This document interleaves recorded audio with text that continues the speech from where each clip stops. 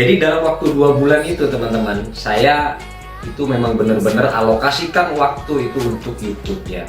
Jadi kalau ada 24 jam, mungkin itu 18 jam saya itu buat bikin konten gitu ya. Dari nyiapin skrip, kemudian nyiapin lighting, nyiapin video, sampai editing dan lain-lain itu saya siapkan sendiri. Jadi satu hal yang harus teman-teman tahu sebelum saya share 3 hal yang sudah saya lakukan. Jadi di dalam tubuh kita itu ada yang namanya sifat amigdala, teman-teman. Ya, nah amigdala itulah yang menghalang-halangi kita untuk berbuat yang positif. Contoh, besok saya mulailah bikin konten untuk YouTube gitu ya. Barangkali aja saya bisa memberikan info yang bermanfaat dan syukur-syukur bisa menghasilkan. Nah, namun si amigdala inilah yang berbisik ke diri kalian, "Alah, ngapain kamu bikin konten yang kayak gitu? Nggak usah lah, nggak akan berhasil," gitu kan. Jadi membuat kita itu down gitu. Nah, contoh lain umpamanya kalian ada tugas nih yang harus segera dikerjakan. Tugas saya nanti akan saya kerjakan biar cepat selesai. Lagi-lagi si amigdala inilah yang berbisik untuk kalian itu tidak mengerjakan tugas ini.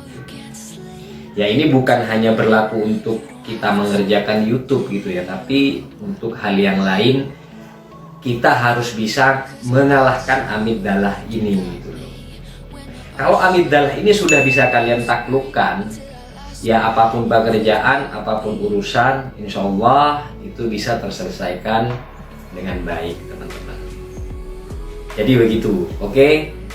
Kemudian 3 hal yang saya lakukan mengerjakan channel ini ya. Yang pertama itu adalah kemauan keras, teman-teman.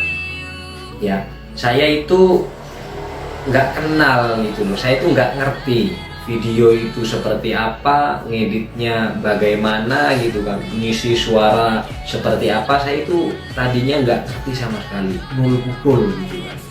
Tapi saya itu yakin kalau saya itu bisa gitu kan. Makanya saya itu belajar, teman-teman.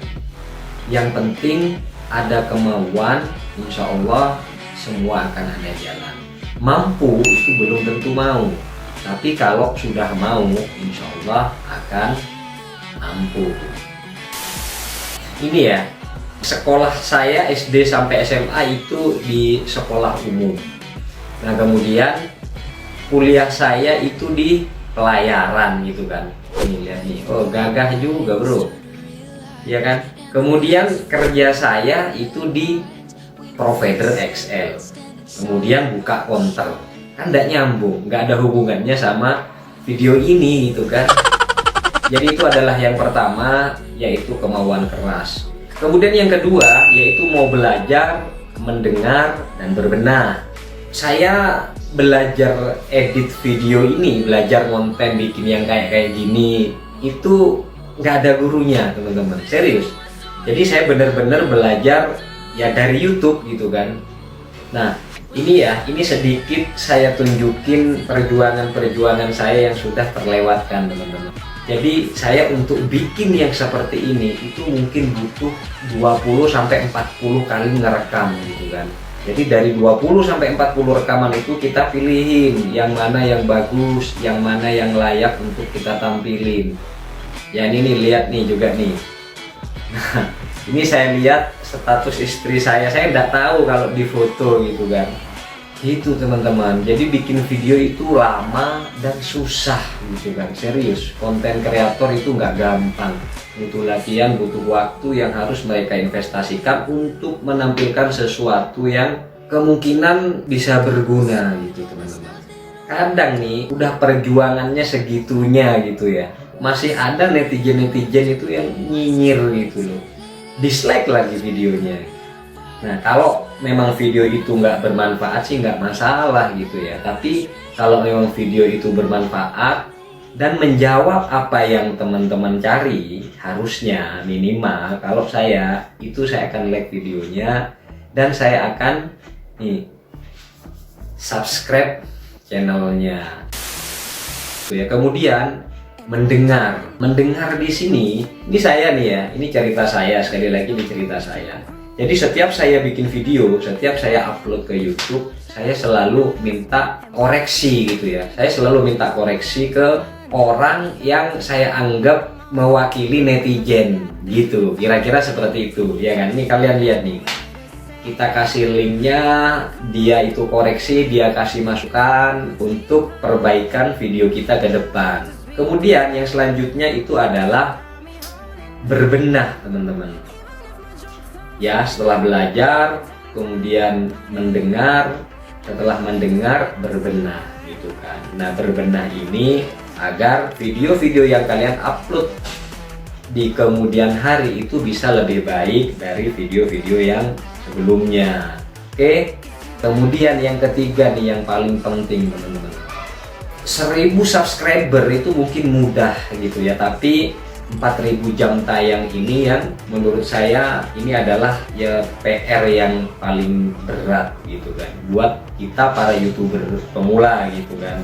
Jadi ini nih ya, ini adalah waktu tanggal, kalau tidak salah tanggal 12 ya, tanggal 12 jam 1 siangan lah. Jadi subscriber saya itu sudah lebih dari 1500. Kemudian jam tayangnya itu sudah hampir mendekati 4000, teman-teman. 3921 atau berapa ini, lihat tingkatannya. Nah, otomatis itu adalah waktu-waktu yang mendebarkan gitu ya. Sebentar lagi kita pengajuan monetisasi nih, ya kan. Nah, kemudian jam 10 malam ya, jam 10 malam saya lihat lagi, saya cek lagi, ternyata sudah begini nih. Kalau kita sudah punya akun Google AdSense, ternyata dia itu secara otomatis jika jam tayang kita sudah memenuhi, subscriber kita memenuhi, itu otomatis langsung ditinjau oleh YouTube. Gitu teman-teman. Jadi dari jam 10 tersebut, setiap jam saya itu selalu cek email gitu, diterima enggak ya, diterima enggak ya. Kalau diterima ya alhamdulillah, kalau ditolak ya kenapa ditolaknya, nanti kita akan perbaiki gitu. Sampai jam 6 pagi saya nggak bisa tidur waktu itu, terus terang aja. Sampai jam 6 pagi saya buka lagi email, masih belum ada. Kemudian jam 6 pagi saya telepon ibu saya. Jadi intinya dalam perbincangan telepon tersebut saya itu minta doa agar urusan ini itu dilancarkan gitu kan.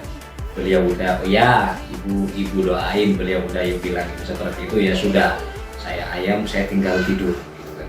Jam 1 saya bangun, saya langsung cek email lagi teman-teman, dan belum ada email juga sampai dengan jam 1 siang itu. Ya sudah, saya tinggal mandi, saya tinggal sholat, saya tinggal makan. Kemudian pas jam 3 sore saya lihat YouTube studio saya teman-teman, dan alhamdulillah di situ ternyata sudah ada dolarnya, sudah ada gambar dolarnya gitu kan. Dan ternyata email dari YouTube itu sudah ada jam ini loh, jam berapa ya, jam 13.40, jam 13.04 kalau nggak salah. Cuman nyampe nya itu telat teman-teman. Nah, intinya apa untuk poin yang ketiga ini? Saya setiap kegiatan apapun ya itu selalu melibatkan orang tua, teman-teman.